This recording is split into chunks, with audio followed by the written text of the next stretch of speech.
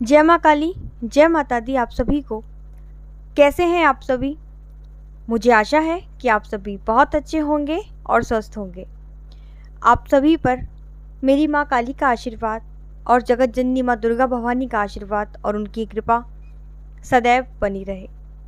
आप सभी स्वस्थ रहें, खुश रहें, खूब तरक्की करें, खूब आगे बढ़ें, यही प्रार्थना है माता रानी से आप सभी के लिए। मेरी माँ आप सभी की झोलियाँ भरे, आप सभी को तरक्की दे और सभी के अन्न धन्य के भंडार भरे, ऐसी प्रार्थना है आप सभी के लिए माँ काली के चरणों में। एक बार फिर से एक नई जानकारी के साथ मैं आप सभी का स्वागत करती हूँ आपके अपने YouTube चैनल काली माँ की बेटी में।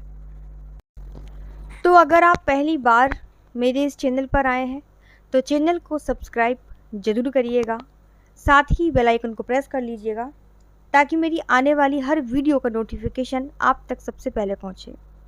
इसके साथ ही अगर आप जानना चाहते हैं कि मैं माँ काली की सेवा में किस प्रकार आई, किस प्रकार माँ ने मुझे दर्शन दिए और कैसे कैसे मेरी जर्नी रही है माँ काली के साथ में, अगर आप जानना चाहते हैं तो आप मेरे दूसरे चैनल जिसका लिंक वीडियो के डिस्क्रिप्शन बॉक्स में है, श्री वैष्णव कालका धाम पर जा सकते हैं, जहां मैंने अपनी पूरी स्टोरी बताई है कि मैंने माँ काली को कैसे पाया, कैसे कैसे मैं माँ काली की सेवा में आई, कौन कौन सी परीक्षाएं मेरी माता काली ने ली और कैसे कैसे अनुभव मेरे माता काली के साथ रहे। साथ ही आप लोग जो प्रश्न मुझसे करते हैं उन सभी प्रश्नों के उत्तर भी मैं अपने उसी चैनल पर आप सभी को देती हूँ। आज के वीडियो में हम बात करेंगे कि जब आपके घर में कुलदेवी का वास होता है, आपके कुलदेवता का वास होता है, तो आप कैसे जान सकते हैं कि आपके घर में आपकी कुलदेवी का वास है, आपके कुलदेवी कुलदेवता आपसे प्रसन्न है या नहीं। इससे पहले जो मैंने वीडियो बनाया था उसमें मैंने आपको बताया था कि अगर आपकी कुलदेवी कुलदेवता आपसे रुष्ट हो जाते हैं तो आपके जीवन में क्या क्या घटनाएं होती हैं। साथ ही मैंने आपको बताया था कि अगर आप नहीं जानते हैं कि आपकी कुलदेवी कुलदेवता कौन है तो आप कैसे पता करें।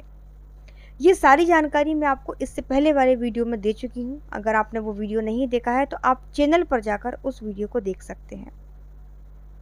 आज हम उन संकेतों के बारे में बात करेंगे जिससे हम जान सकते हैं कि हमारे घर में साक्षात रूप से हमारी कुलदेवी और कुलदेवता का वास है। सबसे पहली चीज, कुलदेवी और कुलदेवता को प्रसन्न करना जरूरी क्यों है। आप कोई भी साधना कर रहे हैं, देखिए इष्ट आपके अलग अलग हो सकते हैं, जरूरी नहीं है कि आपकी कुलदेवी ही आपके इष्ट हो। इष्ट आपके अलग अलग हो सकते हैं, भगवान शंकर भी हो सकते हैं, हनुमान जी महाराज भी हो सकते हैं, माँ काली हो सकती हैं, गणेश जी हो सकते हैं, कृष्ण राधा हो सकते हैं, कोई भी आपके इष्ट हो सकते हैं। लेकिन इष्ट का कुलदेवी कुलदेवता से कोई संबंध नहीं होता।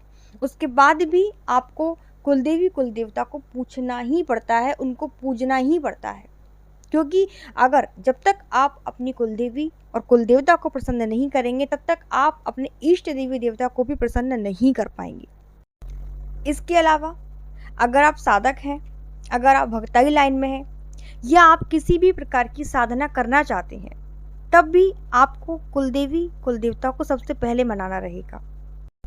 अगर आप इनको बिना याद किए ही कोई भी साधना करते हैं तो आपको उस साधना के अंदर किसी भी प्रकार की सफलता प्राप्त नहीं होगी और ना ही आप अपने इष्ट देवी देवता को प्रसन्न कर पाएंगे।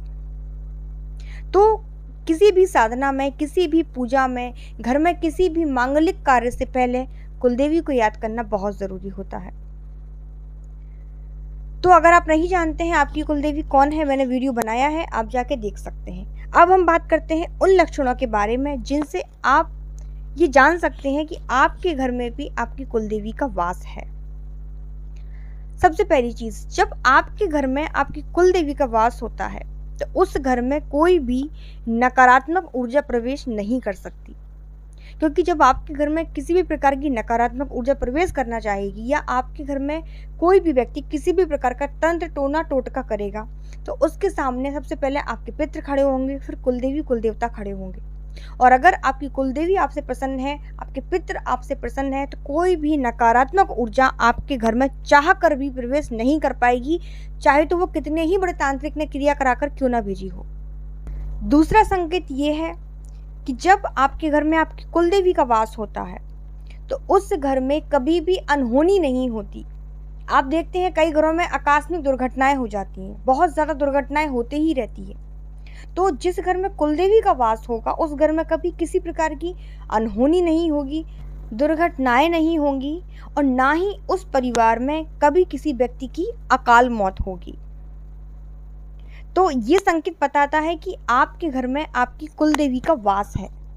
दूसरा, आपने कई घरों में देखा है कि वहाँ छोटे छोटे बच्चे गालियाँ देते हैं, अपने माँ बाप को गंदी गंदी गालियाँ देते हैं, सही राह पे नहीं चलते, नशा पत्ता करते हैं। तो ये संकेत बताता है कि आपकी कुलदेवी आपसे रुष्ट है। इसके विपरीत जब आपके घर में कुलदेवी का वास होता है तो उस घर के बच्चे हमेशा सही राह पर रहते हैं, बड़ों का सम्मान करते हैं और भाग्य उन बच्चों का बहुत साथ देता है।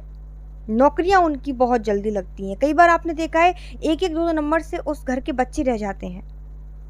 तो ये कब होता है? जब आपके घर में आपकी कुलदेवी का वास नहीं है, आपकी कुलदेवी आपसे प्रसन्न नहीं है। दूसरा, जिस घर में कुलदेवी का वास हो उस घर के परिवार के लोगों के कभी शत्रु नहीं बनते, और शत्रु होंगे तो वो अपने आप ही शांत हो जाएंगे। कोई शत्रु उस व्यक्ति का कुछ नहीं बिगाड़ पाएगा, उस परिवार का कुछ नहीं बिगाड़ पाएगा जिस घर में कुलदेवी साक्षात रूप से विराजमान होती है। ये संकेत बताते हैं कि आपके घर में कुलदेवी का वास है। दूसरा, उन्नति और सफलता के रास्ते अपने आप खुल जाते हैं। उस घर में पैसा टिकने लगता है। जो पैसा पहले दवाइयों में लगता था, कर्जे में लगता था, जो बिना मतलब की दुर्घटनाओं में लगता था, वो पैसा रुकने लगता है जब हमारी कुलदेवी हमसे प्रसन्न होती है। घर में खुशियों का माहौल होता है, घर में मांगलिक कार्य होते रहते हैं, घर में संतान अच्छी उत्पन्न होती है। कभी लड़ाई झगड़ा कलेश, किसी भी प्रकार का कलेश नहीं होता है। ना ही घर की औरतों में ये चीज़ होती है, ना ही घर के मर्दों में ये चीज़ होती है। मतलब पूरा परिवार एकजुट होकर रहता है जब हमारे घर में हमारी कुलदेवी साक्षात रूप से विराजमान होती है। कई घरों में भाइयों भाइयों में नहीं बनती है, सास बहू में नहीं बनती है, यहाँ तक कि बच्चों की भी अपने माँ बाप से नहीं बनती है। तो ये संकेत बताते हैं। दूसरा, आपके इष्ट देवी देवता आपसे बहुत प्रसन्न रहते हैं। आपका किया गया पूजा पाठ आपके इष्ट तक पहुंचता है। आप जिस भी काम में हाथ डालेंगे उस कार्य में आपको सफलता मिलेगी। ये संकेत बताते हैं कि आपके घर में आपकी कुल देवी और कुल देवता का वास है। तो ये थी मेरी आज की जानकारी। मुझे आशा है कि आपको ये वीडियो पसंद आया होगा। इसके बाद मैं नेक्स्ट वीडियो किस टॉपिक पर बनाऊं आप मुझे कमेंट में ज़रूर बताइएगा, ठीक है। मैं मिलती हूँ आपसे दूसरे वीडियो में। तब तक आप सभी को जय माता दी, जय माँ काली, धन्यवाद।